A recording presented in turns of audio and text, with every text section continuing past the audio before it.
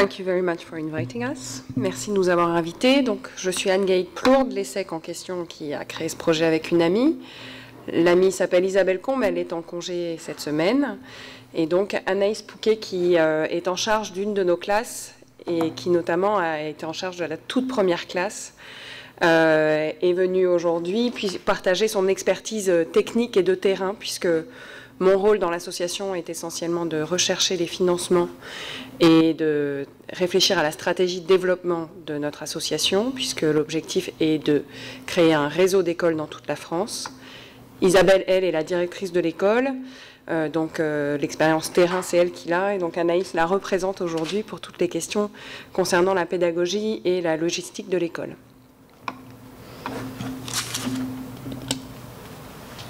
So my name is Anne-Gaïde Plourde, and I created this project. My partner Isabelle Combe could not be here today as she's on holiday. C'est un constat qu'on a fait avec Isabelle. À nous deux, on est maman de 7 enfants, dont au moins 5 sont précoces. Certains vont très bien, leur scolarité se passe tranquillement, plutôt en tête de classe. Ils ont un esprit de compétition qui leur permet de s'intégrer dans le système classique français. Je voulais vous poser une question. Qui connaît un peu l'éducation nationale française? In here, how many of you know a little bit about the French system? Okay.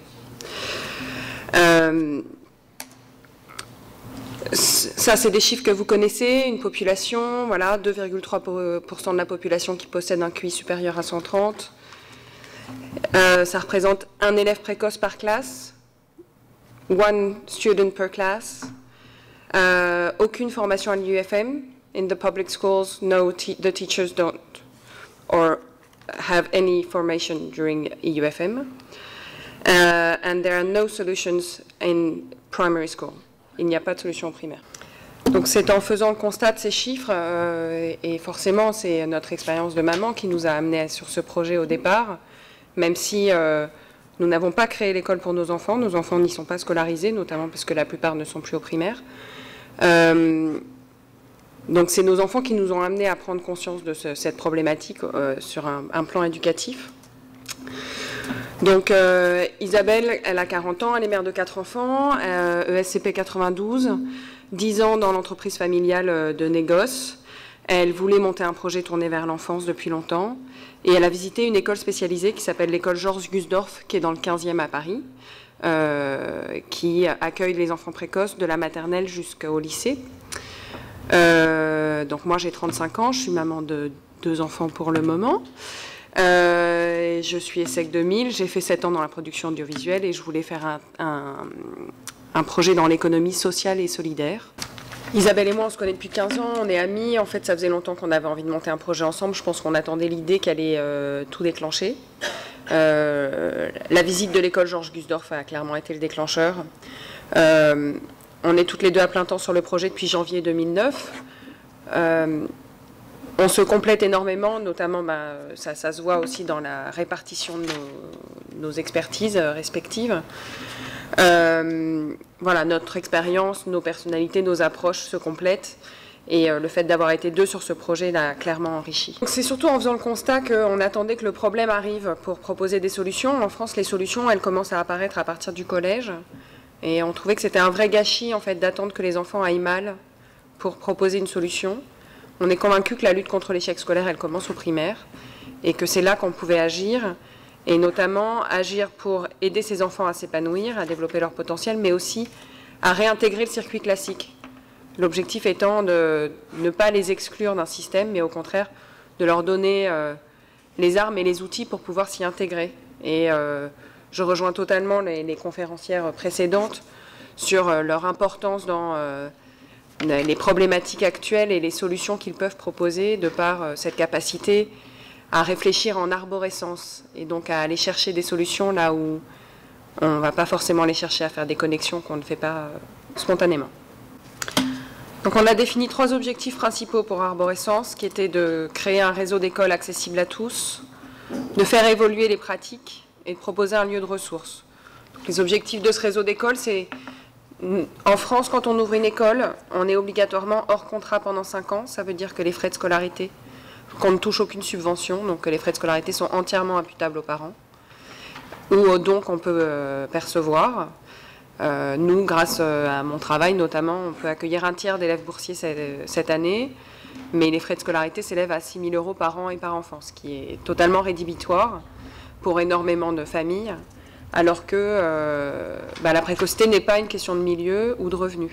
La pratique, c'est améliorer la formation des enseignants et des acteurs de l'éducation nationale, bien sûr, sensibiliser au sujet de la précocité et à l'importance de la prendre en charge dès le primaire. Et le lieu de ressources, l'idée n'est pas de faire ce que d'autres font très bien aujourd'hui. Des associations, il en existe, vous les connaissez certainement. Mais plutôt d'amener les acteurs à travailler ensemble et à regrouper un certain nombre d'informations, notamment pédagogiques, ce qu'on essaye de développer sur notre site, donc arborescence.org. Donc voilà, le projet, il a 2 ans maintenant, puisque la première école, l'école pilote, a ouvert en 2009. Ça ne se fait pas du jour au lendemain, des objectifs comme cela. J'ai oublié de préciser quelque chose d'important. Arborescence est accompagnée par l'incubateur social et solidaire de l'ESSEC, qui s'appelle Entropia, et qui nous aide à développer notre projet, le business plan, le modèle économique, la stratégie de développement, et donc notamment à déterminer pour ces objectifs quels sont les résultats qu'on souhaite obtenir à 5 ans. Donc ces résultats à 5 ans, c'est d'avoir 5 écoles en 2014. Ça correspond en fait à la période de mise sous contrat, donc qui va énormément réduire les frais de scolarité. Qui seront à quel endroit?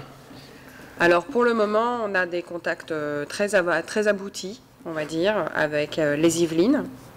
La première école ouvrira vraisemblablement en Île-de-France pour des raisons logistiques, pour qu'Isabelle et moi puissions être relativement présentes sur site. Et ensuite, une 3e en Île-de-France et 2 en province, voilà, sur 2014. Et donc l'étendue des classes dans chaque école? Alors, chaque école ne dépasse pas 45 élèves, ce qui correspond à 3 classes de 15 élèves maximum. Et plus proche, la plupart du temps, d'ailleurs, de classes de 10 élèves que de 15. Et les niveaux? De 5 à 10 ans, et c'est en multiniveau.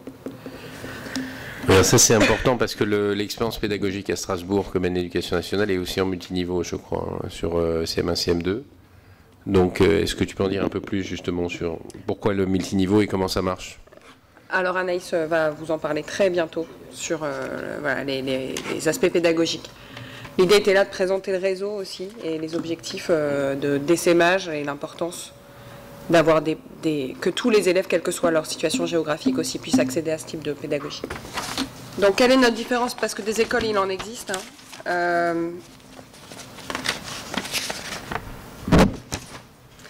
Une réponse tournée vers les enfants, l'épanouissement, le développement du potentiel à un âge où la construction de la personnalité, entre 5 et 12 ans, est particulièrement important, et surtout la réintégration dans le circuit classique à partir du collège. Ça, c'est notre objectif essentiel. On ne veut surtout pas les sortir définitivement du système.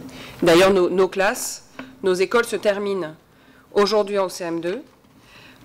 On ouvrira l'an prochain une classe de 6e, 5e, mais qui ne sera accessible qu'aux élèves ayant fait une partie de leur élémentaire chez nous.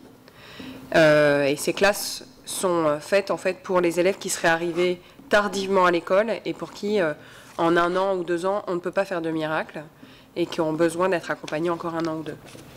Alors, les psys disant que tout se rejoue entre 7 et 14, enfin ce qui s'est joué entre 0 et 7 se rejoue entre 7 et 14, l'idéal en fait ça serait grosso modo de les accompagner jusqu'à 14 ans et là la personnalité est à peu près faite et ils sont beaucoup plus solides pour aller dans la vie et rejoindre le cursus commun. En gros, c'est oui, jusqu'à la fin de la 5e. En 4e, les dés sont un peu jetés. Nous, voilà, 5, 12, 7, 14, je pense que c'est différentes écoles aussi. On ne veut pas les prendre trop tôt non plus, pour aussi des questions de pédagogie et de classe. Mais oui, après, si un enfant qui a les armes et les outils pour pouvoir supporter sa différence, le regard des autres, se dire que lui est différent mais que finalement on est tous différents, que sa précocité, ça peut être un atout s'il sait la gérer, s'il existe des troubles associés, on les a détectés et qu'on les prend en charge ou qu'ils sont pris en charge à l'extérieur par une équipe. Tous ces facteurs favorisent un parcours scolaire réussi, qui particulièrement en France est difficile jusqu'au bac. Et puis souvent c'est des élèves, une fois qu'ils ont passé le bac, pour ceux qui ont des projets, des envies d'avenir, ensuite, je pense qu'on a beaucoup d'exemples autour de nous, mais les grandes écoles françaises favorisent clairement ce type de pensée. Donc ce qu'il faut, c'est réussir à arriver jusque-là si on en a envie. Et puis aussi à développer ses capacités artistiques, créatives ou autres, pour pouvoir faire surtout ce qu'on a envie de faire et s'épanouir, être bien dans ses baskets.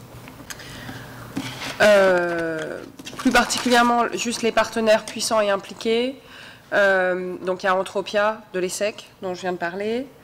Il y a également le maire de la commune dans laquelle on a implanté l'école pilote, qui clairement a été un soutien décisif. Et puis, des membres de l'éducation nationale qui suivent le projet de près, notamment à la Direction générale de l'éducation scolaire et à la MAPI, la mission académique des pédagogies d'innovation et d'expérimentation. Bon courage pour traduire. Et le centre médico-psychologique de Noisy-le-Grand, qui est une des 2 seules structures en France à avoir une consultation spécialisée, et avec qui en fait on met en place beaucoup de passerelles qui valident nos spécificités pédagogiques et qui suit certains de nos élèves.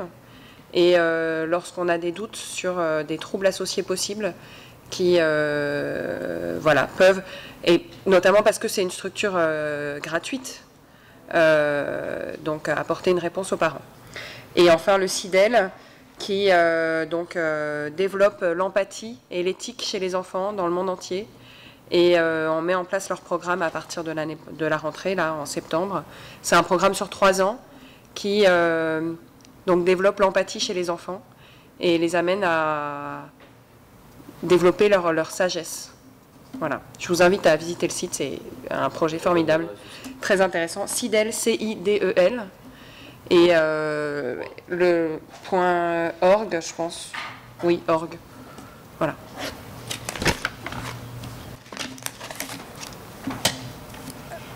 Donc, l'école pilote. Quelques chiffres. En Ile-de-France, nous, on a recensé 3 écoles privées qui accueillent les élèves. Et dans notre académie, il y a un réseau de 7 collèges qui accueillent les élèves, notamment le collège Charcot à Joinville, qui est le plus connu. Mais encore une fois, qui a très peu de place et qui du coup prend les élèves pour qui vraiment ça va le plus mal. Donc quelque part où les chances sont minimes aujourd'hui de pouvoir les aider à aller mieux. Qui peut les aider à aller mieux, mais au niveau scolaire, il y a quand même des dommages assez irréversibles. Nous avons ouvert la première classe en 2009, la deuxième classe à l'année suivante. Cette année, on a fait le choix de rester à 2 classes, notamment puisque je serai absente du projet pendant quelques mois. En tout, on accueille... pour une bonne raison. Très bonne raison. On accueille un total donc, de 26 élèves. Ces élèves ne sont pas tous en difficulté. Il y a des enfants qui arrivent à l'école parce que les parents font le choix d'une pédagogie spécialisée. Et on a aussi des élèves qui sont en situation critique. Grâce au partenariat avec le centre médico-psychologique, on accueille un enfant qui est à la fois autiste et